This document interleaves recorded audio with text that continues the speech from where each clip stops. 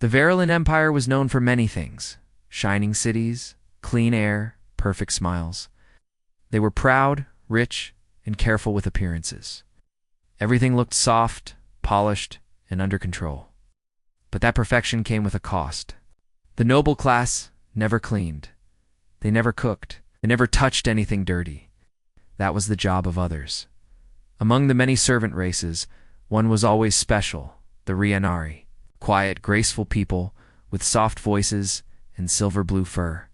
They moved like shadows and listened like rain. They came from a lost moon. Their world was gone, taken in the same war that took Earth. One Rianari maid, named Yari, had been sent to work in the private quarters of a human diplomat on the Verulan orbital station. That man was Ambassador Jiho Park. He was a quiet man, clean, polite, never rude, but strange. Unlike other nobles or leaders, Jiho did not enjoy being served. He made his own bed. He washed his own dishes. Yari once saw him on his knees cleaning the bathroom floor with a brush. When she asked him why, he had smiled and said, "I grew up without servants. Back then, you cleaned your own house. It feels wrong to let someone else do it all." Yari respected him. She did her duties without a sound. She never asked personal questions. She stayed out of his way, as a good maid should. But inside, she was curious. He was kind, but distant. Smart, but alone.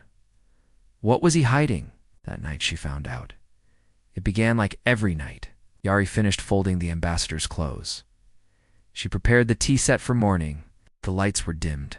According to schedule, Jiho would be asleep. By 2200, she walked quietly toward her own room, one floor below. Then the storm came.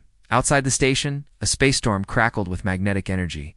Inside the walls, systems blinked, lights flickered. Alarms clicked on and off suddenly. Soft alert sounded in the corridor. Environmental warning. Possible radiation leak. Level 3, Unit 2. How was Jiho's room? Yari's fur stood on end.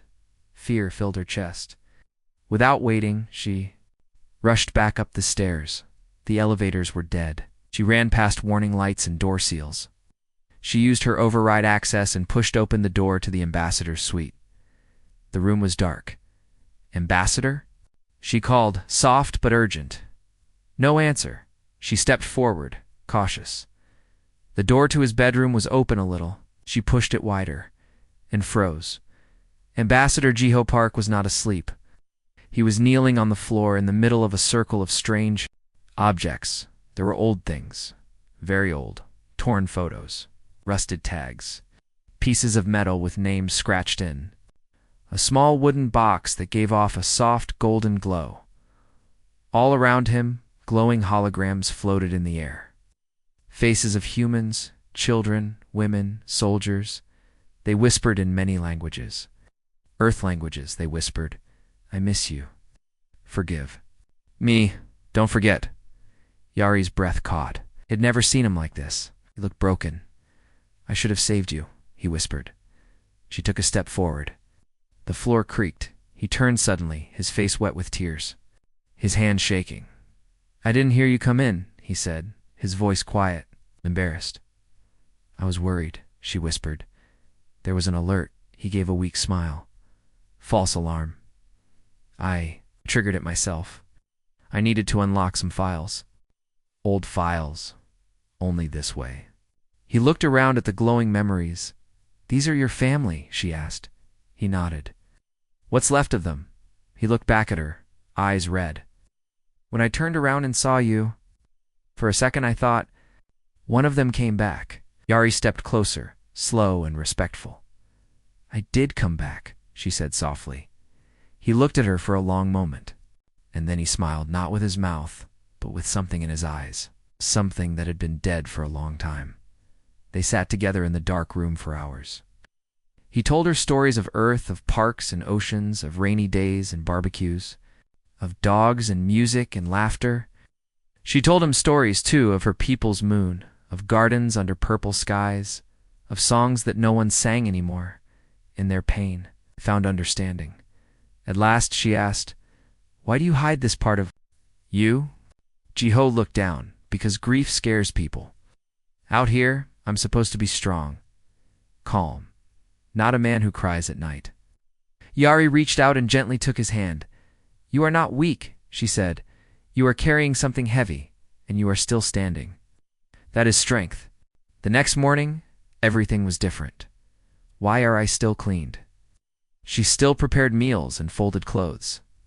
But she no longer worked in silence. She asked questions. She told jokes. She smiled more. Jiho in turn stopped hiding. He shared stories of old Earth. He laughed more often. He invited her to dinner. They watched old Earth films together. Yari loved the black and white ones, especially the ones with dancing. 2 weeks later, Jiho gave her a small gift. A music box. Wooden carved. Simple. It was my daughter's, he said. She would have liked you. Yari didn't know what to say. She just bowed deeply, ears low, eyes filled with quiet tears. I will keep it safe, she promised. And slowly, the galaxy began to notice. People said the human ambassador had changed. His speeches were more powerful. His voice had more heart. He proposed new protections for refugee species like the Rayanari. The law passed without resistance. When someone asked what had changed him, he smiled and said nothing. Only a few knew the truth. One night Yari asked him, Do you still mourn? Jiho nodded. Does it still hurt? He looked at her. No, he said, 'cause someone helped me carry the weight. Yari smiled softly. You helped me too, she said. Years passed. Ambassador Jiho Park became a respected name across many worlds. He helped unite people. He helped repair broken cultures. But those closest to him knew. It was not politics or speeches that gave him strength. It was one quiet night, one false alarm. One maid who walked into a room she wasn't meant to see, chose not to walk away. She stayed. She listened. She reminded him that he was not alone. And from that small, silent moment, something powerful grew. Not love, not duty, humanity. And that, above all, was what made the galaxy take notice. Not power, not technology, but the simple truth that humans mourn deeply, but they love even deeper. And sometimes, the strongest bond starts with a quiet question in the dark. Are you all right? The courage to stay when the answer is no.